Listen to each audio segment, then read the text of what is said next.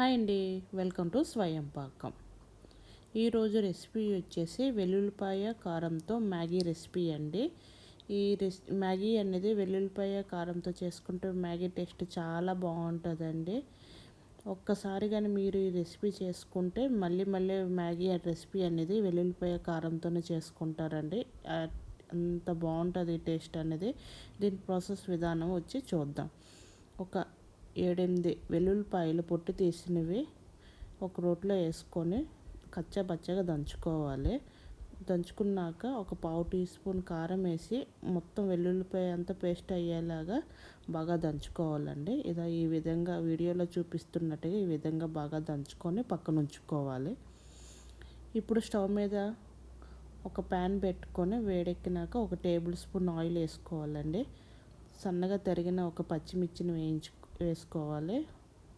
ఒక ఉల్లిపాయ చిన్న సైజుది సన్నగా కట్ చేసుకొని వేసుకోవాలండి. ఒక చిన్న క్యాప్సికమ్ ముక్కనండి సన్నగా తరుక్కొని వేయించుకోవాలి. 1 నిమిషం పాటు ఫ్రై చేసుకోవాలి.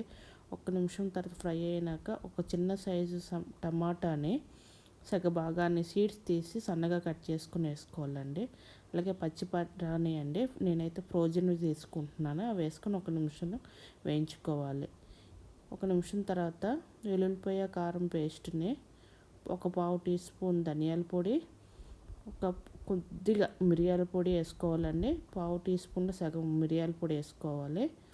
ఆ వెజిటేబుల్ తగినంత సాల్ట్ వేసుకొని ఒకసారి బాగా మిక్స్ చేసుకోవాలండి. నేను ఈ మ్యాగీని మ్యాగీతో చేస్తున్నాను, అందుకని 1 కప్పు వాటర్ వేసుకుంటున్నానండి. వాటర్ వేసుకొని బాగా మిక్స్ చేసుకోవాలి. ఈ వాటర్ అంతా తెల్లే వరకు వెయిట్ చేయాలండి. ఇలా వాటర్ బాయిల్ అవుతున్నప్పుడు మ్యాగీ వేసుకోవాలండి. ఇలా మ్యాగీ వేసుకొని మూత పెట్టుకోవాలి ఒక 2 నిమిషాలు. ఇలా మూత పెట్టి 2 నిమిషాల తర్వాత ఇలా మూత తీసి చూస్తే మ్యాగీ అంతా విడిపోయి ఉంటుందండి. దీన్ని బాగా విడదీసేసి బాగా కలుపుకోవాలి. ఇప్పుడే మ్యాగీలు ఇచ్చిన ఒక మసాలా మ్యాజిక్ మసాలా ఉంటుంది కదండి, అది వేసుకోవాలి. ఆ మసాలా వేసుకొని బాగా మిక్స్ చేసుకోవాలి.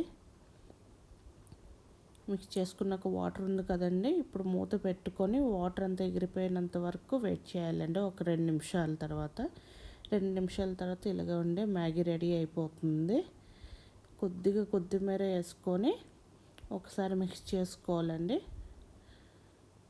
మిక్స్ చేసుకున్నాక ఈ మ్యాగీ వేడివేడిగా సర్వ్ చేసుకుంటే చాలా బాగుంటుందండి. వెల్లుల్లిపాయ కారంతో మ్యాగీ రెసిపీ అనేది మీరు కూడా ఒకసారి ట్రై చేయండి.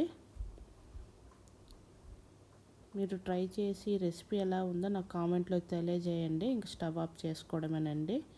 ఈ రెసిపీ మీకు నచ్చినట్టయితే లైక్ చేయండి, షేర్ చేయండి, నా ఛానల్ని సబ్స్క్రైబ్ చేసుకోండి. Thank you for watching.